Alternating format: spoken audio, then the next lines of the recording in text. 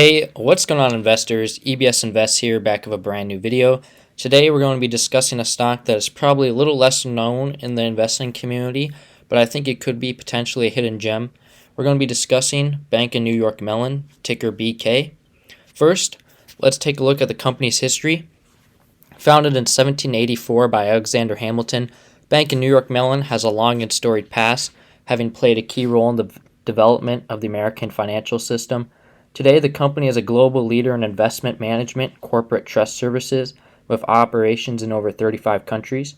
Serves a wide range of clients, including corporations, governments, and individuals. The company currently manages roughly $44 trillion under administration or oversight. Roughly 90% of all S&P 100 companies use their services, and roughly 80% of all S&P 500 companies use their services as well. BNY Mellon offers an extreme moat for their services and products, making their accounts sticky and hard to move, therefore allowing them to keep clients and add more. Most recently, they added State Farm as one of their clients. So Bank of New York Mellon obviously has a very dignified and excellent past, making it a historic company and is centuries old as well. So Bank of New York Mellon, unfortunately, from 1997 to 2007, they had a CEO named Thomas Rennie. During his tenure, the bank was criticized for its high costs and lack of strategic focus. In 2007, Rennie retired as CEO and was succeeded by Robert Kelly. Some analysts blame Rennie for not investing enough in technology and failing to adapt to changes in the banking industry. Additionally, under Rennie's leadership, the bank faced several legal and regulatory issues, which also contributed to his poor reputation as a failed CEO. So Bank of New York Mellon, since this, has had some difficulties in the past. Since 2007, Robert Kelly served as CEO till 2017. After Kelly, Charles W. Schwarf became CEO till 2021. And now, they have now elected a new CEO, and his name is Robin Vince. So Robin has been in the investing and finance world for 25 years, has experience in the financial industry, and has been credited with implementing strategic plans to improve banks' efficiency and profitability. So I like this Bank of New York Mellon move. So as we look back in their past, we can tell that they've had some pretty poor CEOs that failed to allow the company to grow its revenue, failed to be modern with the current stages, and now they're trying to find leaders that will be able to work for them. And so I think Robert Vince, being known for implementing strategic plans to improve profitability, really get this bank back on track, is something that Bank of New York Mellon needs. Bank of New York Mellon also recently has named a new CFO, Chief Financial Officer. His name is Dermot McDonough, and he worked at Goldman Sachs for over 25 years, and he is responsible for understanding bank's financial strategy, including management and its balance sheet, capital, and liquidity, and he will start his new position in February. So I think what you're looking at here is a historic company that has been around for centuries, has had some failed leadership in the past, and now is doubling down on new executives, such as their new CEO, Robert Vince, as well as Dermot McDonough. So with these new leaders, we will have to evaluate and see if this company is a buy. Could this be a strategic purchase for our future if these companies are able to turn Bank of New York Mellon profit into an upswing? So now let's talk about the company's performance on the stock market. In recent years, looking at here on the 5-year, you can see it's not performed very well. You can see from 2020 on it had that bull market run, but the company still offers strong financials and steady growth, and is still a popular choice among investors. You can see that they have a 2.8% dividend yield, and they have been increasing their dividend pretty fast. They have been a dividend increaser at roughly 8% annually, so they are increasing their dividend fairly often. They cut it during the 2008 financial crash, so their streak isn't very long. I think it's only about 12, 13 years, but they have been increasing their dividend at a very nice pace. But looking at the stock here on a little closer time span, you can see on the 1 year it's down 22%. On the 1 month, it's up 11%. And on the 5-day, it's up 2.5%. 1 day, it's down. But honestly, this stock has had quite a run-up. Since October, it's gone like a 20% run. The stock was down a lot earlier, Imagine if you bought it at $38. But we're going to look into the company's financials here. We'll determine what do we think of this stock now that we understand that the company is restructuring to a historic company, this new CEO and new CFO. Could they potentially turn Bank of New York Mellon into a good position for you and your portfolio? So you're looking at about a $39 billion market cap. Their revenue is half of their market cap, roughly, give or take, $16 billion. Earnings per share is about 3.29. They offer a really nice, attractive PE ratio below 20. We like to see that. And like we said, they offer that 2.8% dividend yield. Going over to financials, this is where it gets a little dodgy here. You can see that their revenue was increasing even in 2019. And then 2020 was very rough with COVID. And 2021 was not very good. One thing we have to keep in mind about this company is 80% of their revenue comes from fees. So Bank of New York Mellon is an investment bank, okay? So companies invest for them, and they charge money for their investments or to store cash or to oversight for them. And 80% of their revenue comes from fees, and the rest of it comes from wealth management as well as investing in securities like investment banks do. What I read and understand is that with rising rates from the Fed, this will help Bank of New York Mellon, and even in their earnings call, the CEO said that they expect 20% net interest gain.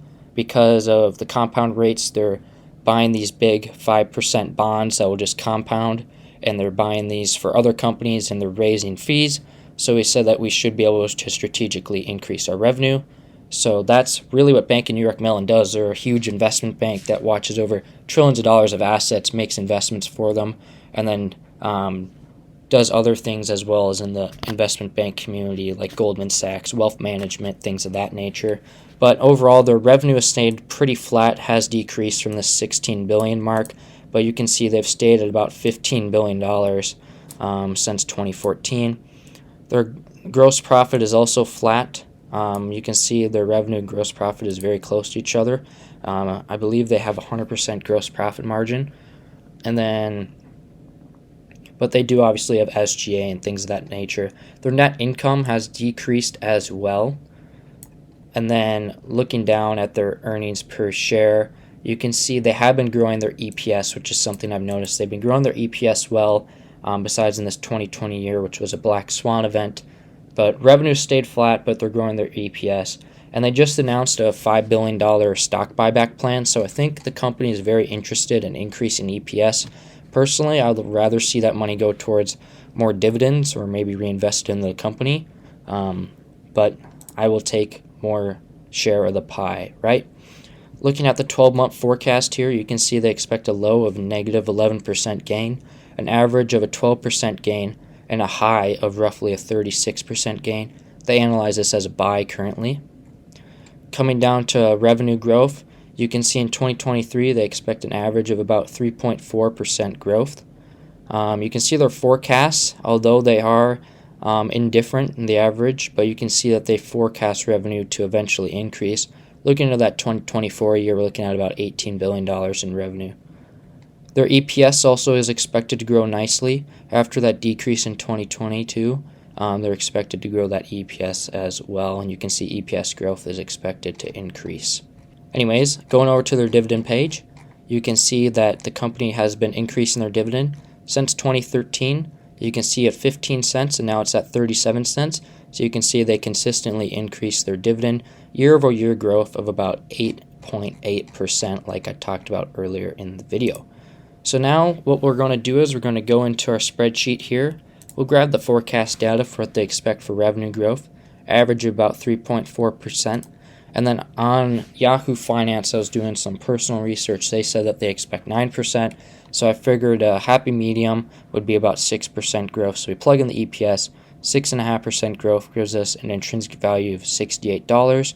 If we drop this down to a 5, we get about 58. So I think this stock is worth about $60, and I think that's pretty on par with what they expect, about that 55 to 67 range. So I think it's worth about somewhere around here.